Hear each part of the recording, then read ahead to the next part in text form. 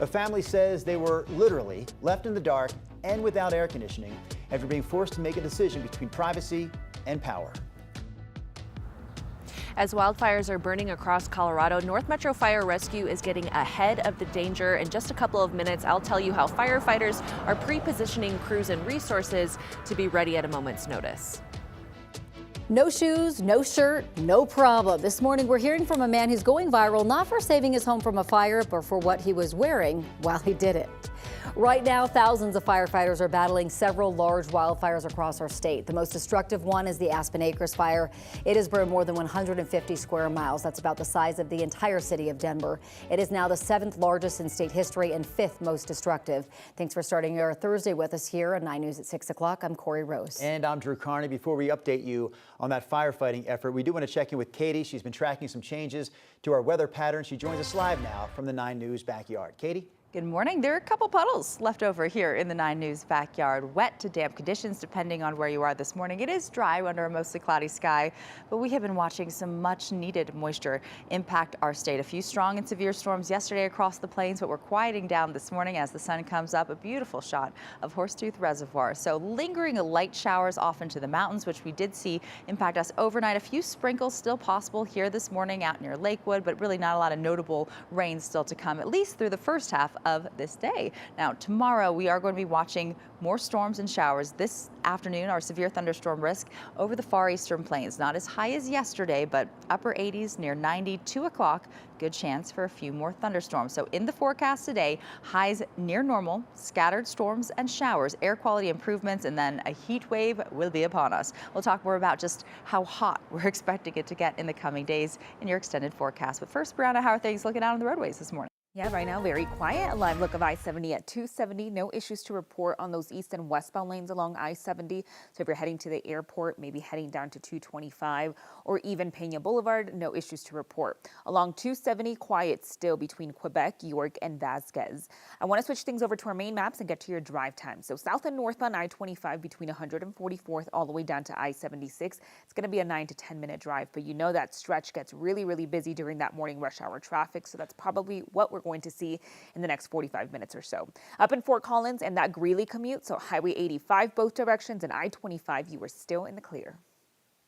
Thanks, Brianna. Let's get back to our top story this hour. North Metro Fire is joining the firefighting efforts in southern Colorado. The department is sending 3 members of its team to the Pike National Forest just outside Colorado Springs. 9 News reporter Courtney Yoon joins us live this hour from Broomfield. So Courtney, we want to talk about the plan. What is the plan exactly for those 3 firefighters? Hey, good morning, Drew. So they are going to be leaving here in the next hour or so, preparing their trucks to leave and head, like you said, to the Pike National Forest. So they haven't been assigned a wildfire yet. This is what they call pre-positioning, which is when they move personnel and gear in place just in case they are needed. So 3 members of North Metro Fire's Wildland Fire Team will be heading south today. When they arrive, they'll be assigned to a strategic location based on things like weather forecasts, dry fuels, or lightning potential. So their goal is to shorten response times and add manpower to keep new fires from spreading. So this is a very proactive deployment. It's something that firefighters across the nation help each other out with. So in fact, you're looking at a photo of North Metro Fire Rescue crews heading back from California yesterday. They were there for about 2 weeks, ready to help if needed. They also did some training alongside U.S. Forest Service personnel while they were there. So North Metro Fire Rescue plans on taking a Type 6 engine with them on this deployment to the Pike National Forest. So this is a kind of rapid response brush truck that they use in wildland firefighting, and it's for fast initial attacks. Again, so they're not assigned to a wildfire yet.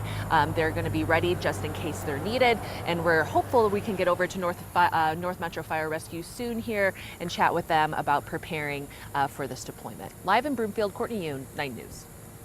Courtney, thank you. Here at home, the destruction by the Aspen Acres fire is leaving many people living in Beulah without a place to live or insurance money to rebuild. One homeowner we spoke to says fire insurance was either unavailable or too expensive in the mountain community where he has lived for nearly 35 years. A PhD student at CSU who researches climate risk says the people most exposed to disaster can also be the people priced out of protection. If people are opting out of buying insurance due to affordability constraints, then those are the people that will have the hardest time recovering. The Colorado Fair Plan was created for homeowners who can prove they have been denied coverage by insurance companies, but the researcher we spoke to says that does not solve the cost problem. A Pueblo County shelter is aiming to give evacuated families one less thing to worry about during the Aspen Acres fire. The emergency shelter at the Pueblo County Parks and Rec Center opened up last week, the very same day the fire started. It's now caring for about 240 animals that belong to evacuated families. A representative with the Humane Society of the Pikes Peak region says her team has fielded calls from families who were told to evacuate but said they couldn't find a place that would take their pets. And as soon as I was able to tell them, you can come to this address, bring your animal here, you can hear that sigh come out of their shoulders, you know, a sigh of relief, like I am on my way.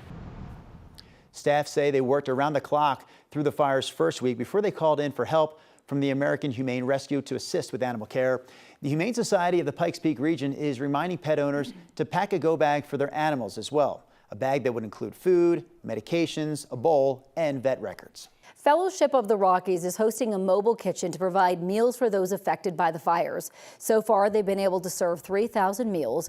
The mobile kitchen comes from a nonprofit called Serve 6-8 that was born from the Hyde Park fire of 2012 in northern Colorado.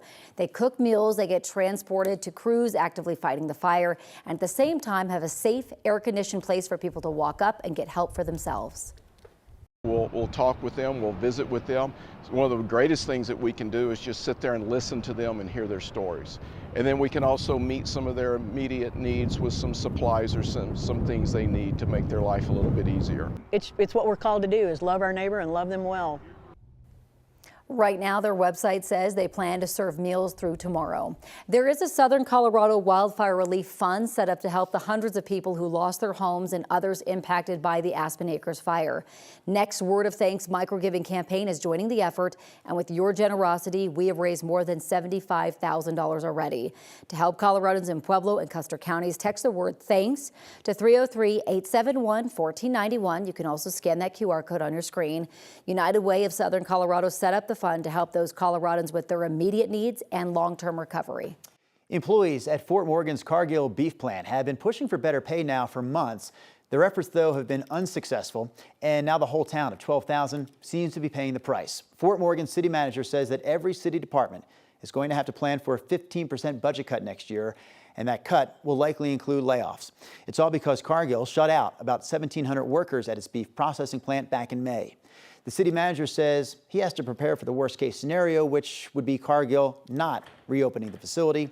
If Cargill doesn't open up, it's estimated that Fort Morgan will lose about $15 million. The last thing I want to be known as is the city manager that ran the city of Fort Morgan into bankruptcy because he didn't make the necessary decisions quickly enough. Fort Morgan says the city is now in a hiring freeze. We did reach out to Cargill for some updates, but so far we haven't heard back.